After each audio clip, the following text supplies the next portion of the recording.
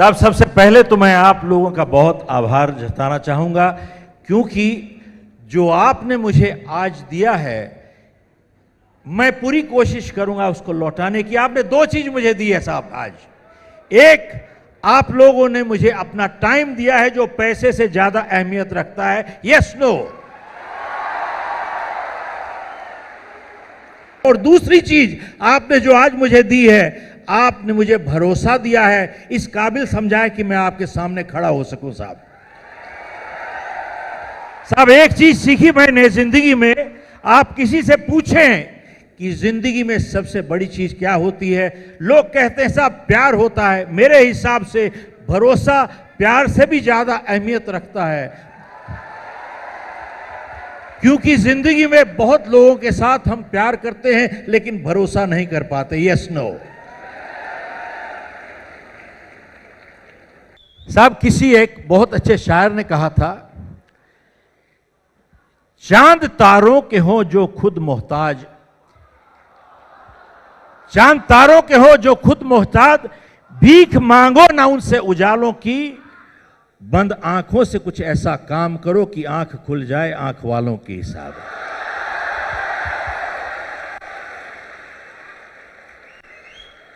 हम लोग का जो एक कोटेशन है कि जीतने वाले कोई अलग काम नहीं करते, हर काम अलग ढंग से करते हैं। तो अक्सर लोग पूछते हैं कि साहब अलग ढंग से क्या काम करते हैं। तो साहब पहली चीज तो यह है, जीतने वाले वो काम करने की आदत बना लेते हैं जो हारने वाले जिंदगी में कभी करना नहीं चाहते। साहब दोबारा से कहता हूं, जीतने वाले उस काम करने की आदत बना लेते हैं जो हारने वाले जिंदगी में करना नहीं चाहते। और ऐसा कौन सा काम है जो हारने वाले नहीं करना चाहते? वही काम है जो जीतने वाले भी नहीं करना चाहते लेकिन फिर भी करते हैं। आप देखिए, हारने वाले सुबह नहीं उठना चाहते, जीतने वाले भी नहीं उठना चाहते लेकिन फिर भी उठते हैं। साहब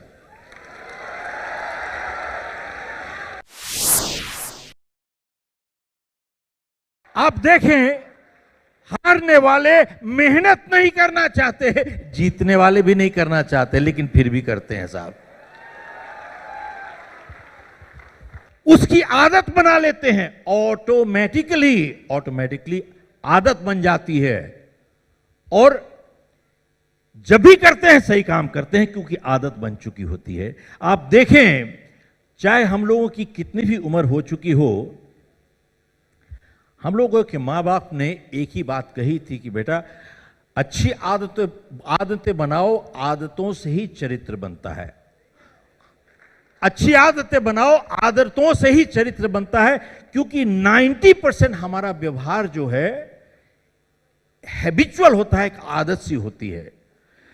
अगर हमारी अच्छी आदतें हैं तो हमारा चरित्र अच्छा है, हमारी आदतें अगर खराब हैं तो हमारा चरित्र खराब है। साहब क्योंकि आप देखें, अच्छी आदतें मुश्किल से आती हैं लेकिन उनके साथ जीना आसान है, और बुरी आदतें आसानी के साथ आती हैं लेकिन उनके साथ जीना मुश्किल है। और जब तक हम आदत को पकड़ते हैं, आदत हमको पकड़ चुकी होती है। Yes no. साहब कितनी बारी आपने सुना होगा, साहब इसकी तो किस्मत ही अच्छी है, मिट्टी को हाथ लगाता है सोना हो जाती है, और इसकी किस्मत खराब है, ये तो सोने को हाथ लगाता है मिट्टी हो जाती है। साहब इस बात में गहराई है अगर देखा जाए तो, लेकिन सच्चाई है या नहीं है डिपेंड, और किस तरीके से हम लेते हैं इसको। आप देखें, जिसको हम कहते हैं कि इसकी किस्मत अच्छी है, मिट्टी को हाथ लगाता है सोना हो जाती है, आप उसकी जिंदगी देखें और जिंदगी में हर ट्रांजैक्शन देखें और व्यवहार देखें, अच्छी आदतें ऑटोमेटिक आ रही हैं। साहब वो जब काम करते हैं सही करते हैं, क्योंकि automatically habitually they doing it right. Habitually automatic जब करते हैं ठीक होता है। साहब इसी तरीके से आप देखें, जिसको कहते हैं कि इसकी आदत खराब है, ये इसकी किस्मत खराब है। मिट्टी को हाथ लगा, सोने को हाथ लगाता है, मिट्टी हो जाती है। आप उनकी जीवनी देखें, जीवन देखें, जब भी कोई काम करते हैं गलत हो जाता है। क्यों गलत हो जाता है? ऑटोमेटिकली, हैबिचुअली गलत हो रहा है साहब, हैबिचुअली। आपने सुना होगा, प्रैक्टिस मेक्स मैन। कितने लोग इस बात से सहमत है कि प्रैक्टिस मेक्स परफेक्ट? हाथ खड़ा कीजिए। Incorrect answer, wrong answer.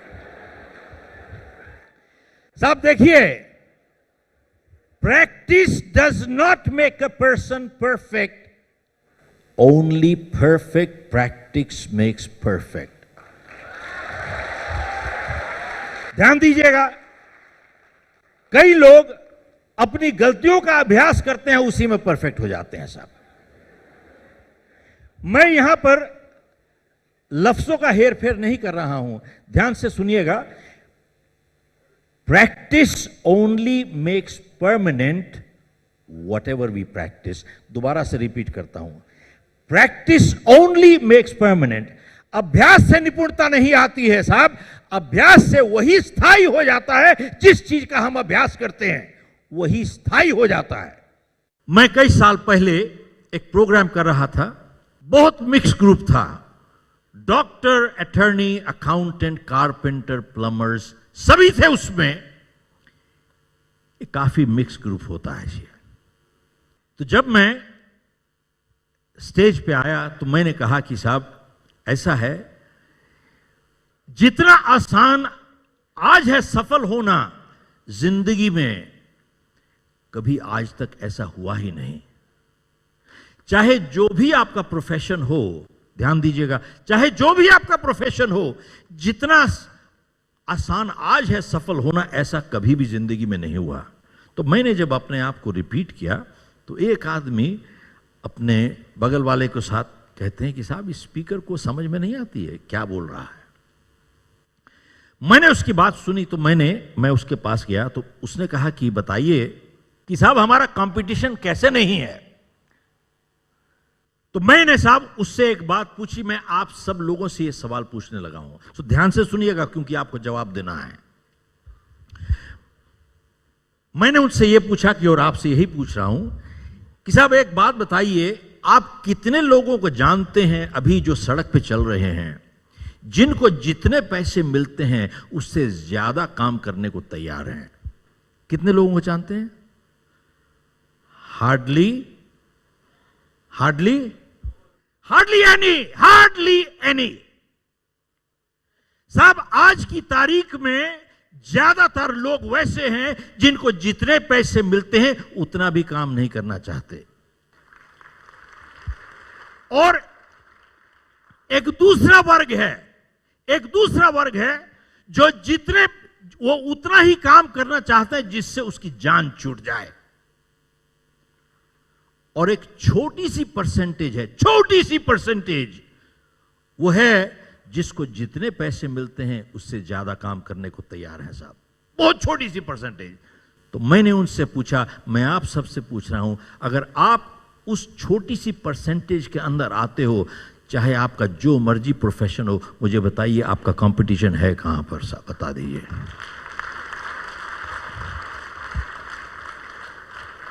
बताइए वेयर इज योर कंपटीशन? है ही नहीं साहब।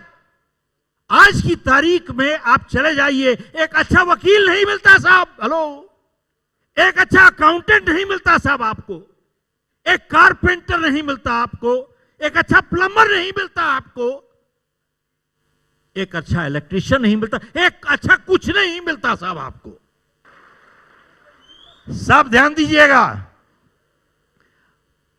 पॉजिटिव थिंकिंग सफलता की गारंटी नहीं करता। अब आ जाइए, मोहम्मद अली क्या कहते थे?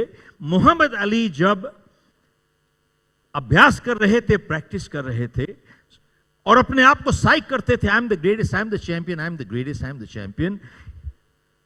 He was not sitting in the living room watching TV, having popcorns and drinking Coca-Cola all the time. So, जब वो अभ्यास कर रहे, अपनी पॉजिटिव थिंकिंग कर रहे थे, he was in the ring all the time punching the bag. साहब ध्यान दीजिएगा, he was punching the bag all the time. Positive thinking does not guarantee success.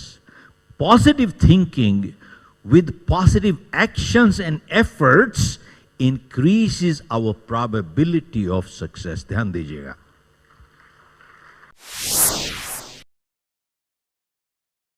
ऐसा है, जिंदगी में सफलता आती है अपने चरित्र से. आप लोगों ने माइकल फेल्प्स का नाम जरूर सुना होगा. माइकल फेल्प्स को जो ख्याति मिली, उसने मार्क स्पिट्स का 36 साल पुराना रिकॉर्ड तोड़ा. साहब 36 साल, जिंदगी में कोई रिकॉर्ड मार्क स्पिट्स का तोड़ ही नहीं पाया,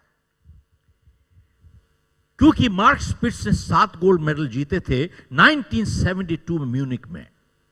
साहब ध्यान दीजिएगा, जब मार्क स्पिट्स 1972 में 7 गोल्ड मेडल जीता था वो, तो एक आदमी आए, वहां से जर्नलिस्ट थे, प्रेस बहुत थी, तो किसी ने मार्क स्पिट्स को कहा कि साहब आप 7 गोल्ड मेडल जीत गए, इतिहास बना दिया आपने, must be your lucky day. जब मार्क स्पिट्स ने यह सुना कि must be your lucky day, Mark Spitz को अच्छा नहीं लगा. साहब मार्क स्पिट्स ने जर्नलिस्ट को बुलाया, बोले इधर आओ भैया, इधर आओ, इधर आओ, इधर आओ, इधर आओ. मार्क स्पिट्स ने उसको बुलाया इधर और उसको कहा कि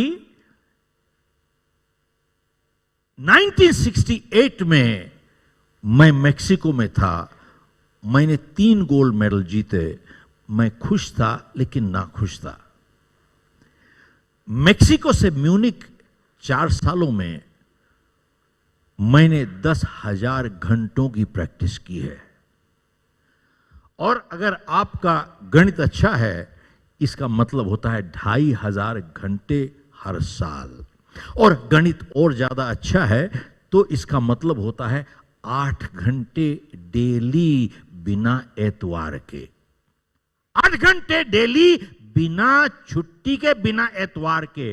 तो उन्होंने जर्नलिस्ट को बोला कि भैया एक काम करो, आप अगले 4 साल के लिए डेली 8 घंटे पानी में बैठ जाओ, आपका जिस्म सुकड़ जाएगा. बोले क्या मुझे किस्मत ने जिता दिया है?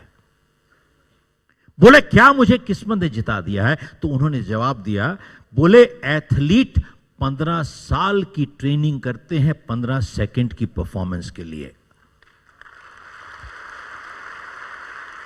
सब ध्यान दीजिएगा, बोले साहब एथलीट 15 साल की ट्रेनिंग करते हैं 15 सेकंड की परफॉर्मेंस के लिए. जाइए उनसे पूछिए क्या किस्मत ने जिता दिया है. और ऑडियंस से कई बार मेरे पास लोग आते हैं, कहते हैं कि साहब मैं तो बहुत किताबें पढ़ता हूं, आपकी किताब भी पढ़ी है मैंने, जीत आपकी, और मेरी सफल होने की बहुत इच्छा है लेकिन सफल हो नहीं पा रहा हूं. तो मैं उनको कहता हूं कि भैया, और पूछते हैं कि साहब आप बताइए क्या प्रॉब्लम है, समस्या क्या है. तो मैं उनको कहता हूं कि भैया समस्या एक ही है, वो ये है आपकी इच्छा है सफल होने की, आपका इरादा नहीं है भैया. क्योंकि जिंदगी में इच्छा और इरादे में बहुत फर्क होता है. इच्छा का सौदा हो सकता है, इरादे का कभी सौदा नहीं होता साहब. और दूसरी चीज, जिंदगी में जब भी दबाव पड़ता है, इच्छा हमेशा कमजोर पड़ जाती है, इरादा और मजबूत हो जाता है. साहब आपको एक और उदाहरण देता हूं. अक्षय पटेल एक he is a young kid, 15 year old, 15 साल का है साहब.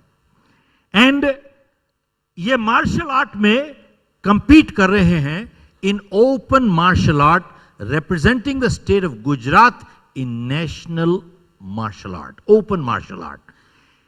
खास चीज क्या है साहब, ये कमर से एक पांव में ही is paralysed, waist down one leg ही इज पैरालाइज्ड, वन लेग. साहब ये पैरालिटिक बच्चों के साथ कंपीट नहीं कर रहा, ये ओपन मार्शल आर्ट में कंपीट कर रहे हैं आप हम जैसे लोग जिनकी दोनों टांगें ठीक है साहब। ये तो किसी ने इनसे पूछा कि साहब आप कैसे कंपीट कर रहे हो with people with 2 straight legs, you have polio on 1 leg. तो जानते हैं अक्षय पटेल ने क्या कहा, बोले कि साहब जब मैंने शुरुआत की थी इट वॉज वेरी डिफिकल्ट, बहुत मुश्किल था साहब, लेकिन because of my polio the way I can swing my leg to the degree I can and slap the other person on the face, with people with 2 straight legs cannot take that degree of swing. Look at this. साहब इसने क्या किया, अपनी सबसे बड़ी कमजोरी को अपनी सबसे बड़ी शक्ति बना लिया साहब। देखिए अपनी सबसे बड़ी कमजोरी को अपनी सबसे बड़ी शक्ति बना लिया। मैं आपसे एक प्रार्थना के साथ खत्म करना चाहूंगा आज।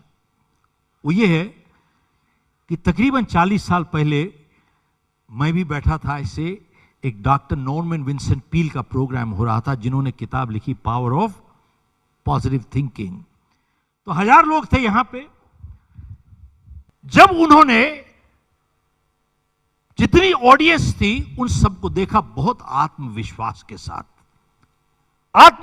साथ, लेकिन उस आत्मविश्वास में बहुत नम्रता थी। साहब ध्यान दीजिएगा, जिस आत्मविश्वास में नम्रता नहीं होती उसे अहंकार कहा जाता है। यस नो, बहुत नम्रता थी। तो डॉक्टर पील देख के कहते हैं कि साहब आप लोग जिस शांति से यहां पे बैठे हो, लगता है किसी को कोई समस्या नहीं है, किसी को कोई समस्या नहीं है। तो पूछते हैं अरे भाई यहां पे किसी को कोई समस्या है? तो साहब सबका हाथ खड़ा हो गया, किसको समस्या नहीं है? हर एक ने हाथ खड़ा कर दिया, हाँ समस्या है साहब है। तो डॉक्टर पील ने बोला कि कितने लोग समस्या से छुटकारा पाना चाहते हैं? तो सबने हाथ खड़ा कर दिया साहब। तो डॉक्टर पील बोले कि जब मैं यहां पे आ रहा था, यहां पे आप लोगों को एड्रेस करने के लिए, यहां से 200 गज दूर मैंने एक जगह देखी, वहां पर कुछ लोग बहुत आराम से विश्राम कर रहे थे, बिल्कुल रिलैक्स पड़े थे, उनको कोई समस्या नहीं थी। कितने लोग जानना चाहते हैं कौन सी जगह है? तो सबने हाथ खड़ा कर दिया साहब। तो बोले यहां से 200 गज दूर एक शमशान घाट है साहब, वहां पर